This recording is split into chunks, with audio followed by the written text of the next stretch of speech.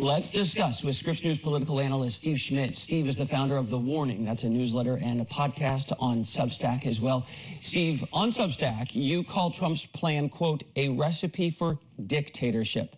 Dictatorship is a big word. Do you mean that? I do. Meaning, what does that mean? Well, we have a former president of the United States and the Republican nominee who's making a number of different pledges in that story. And let's back up. This story is the most important political news story of this 2024 election, and then some. Time magazine, in one dramatic magazine cover, has restored itself to what it once was. This is a shocking story. We have an American presidential nominee who was in the White House talking about the subjugation of American women who will have their pregnancies monitored. And if that could happen, birth control could be monitored. He's talking about the creation of a police state.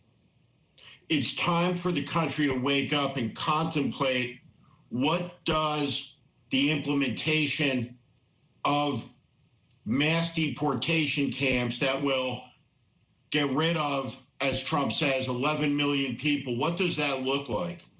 The military on the streets in numbers of hundreds of thousands deployed under his command into law enforcement responsibility. What does it mean when he says, I'm going to punish and lock up political opponents, because he says that? He talks about the use of presidential power in ways that have never been considered.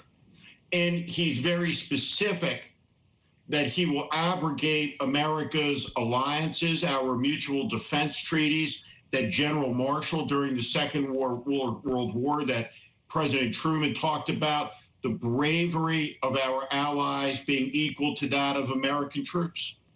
And so what it is a recipe to dismantle the civil service and replace it with an oath to Trump. And it's not me saying this. This is what Donald Trump is saying. And I guess the question as it rebounds to me is, does he mean it? And there's no evidence to suggest he's saying things that he doesn't mean. Well, Time laid out a lot of potential priorities, which you just ran through. Is there one that worries you the most? Priorities. I'm not sure that that's the right word. They're threats against the republic. He's promising to deploy the American military into America, unraveling posse comitatus. It is illegal for the military to engage in police and law enforcement in the military for good reason. We don't want to live in a country with tanks and Humvees on the street. So that is very jarring. The idea that women on an individualized basis will be monitored like they're wearing an ankle bracelet is delusional, dangerous. I want to ask you about dystopian. I don't know what the word I'm supposed to use for it. It's like a plot line from The Handmaid's Tale. Can you tell me more? Like, do you have any concept of what that means to monitor, to track pregnant women? Well, at the most direct and simplest, it's a call to put government into the doctor's office with a pregnant woman and her family to monitor the status of the pregnancy, to make sure that the woman isn't doing anything to encourage a termination of the pregnancy. So in some measure, it's like a department of pre-crime from science fiction, where every pregnant woman will be suspected by their government of attempting maybe to terminate their pregnancy. So therefore, according to Trump, said woman will need to be monitored. It is an outrageous and outlandish infringement on the concept of liberty, of bodily autonomy, of individual sovereignty. This is a government of the people, by the people, for the people. This is one of the most extreme political measures ever put forward by the lips of a presidential candidate ever, without exaggeration. There's no comparison to it. Well, Steve, you say it's a recipe for dictatorship, but our government does have a system of checks and balances. So who do you think would serve as the biggest check for a potential dictator Congress, federal courts? Is it public opinion that you think would sway a potential President Trump in his second term? We will see. What we saw in the aftermath of 2020 was the denial of an election result. That there's absolutely no evidence to suggest that was anything other than the fairest election in American history, which it was. I'm somebody who is on your air because of an experience in life that I had.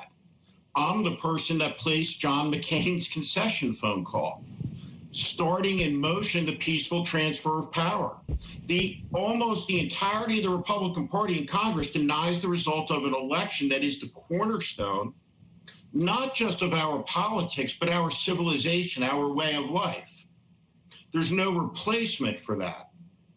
And so the assault on that is a very, very serious thing. And he is promising to pardon hundreds of people, including those who have been convicted of seditious conspiracy of trying to overthrow the government. So there has never been an interview like the one given to Time magazine by a nominee ever.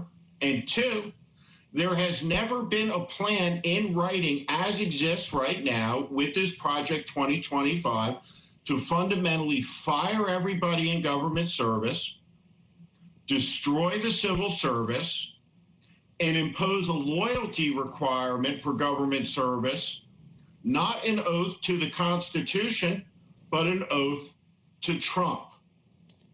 It's time to wake up and to take seriously the words for a simple reason. There is no I will just say ever. Sorry, Steve. He said he would consider, letting go of the people from J6. He has not promised to do that, as far as I could read. And also, people want to look up more what you're saying there. Schedule F. That's what people should Google. Lots for voters to consider. Yeah. Steve Schmidt, thank you so much for your insight tonight.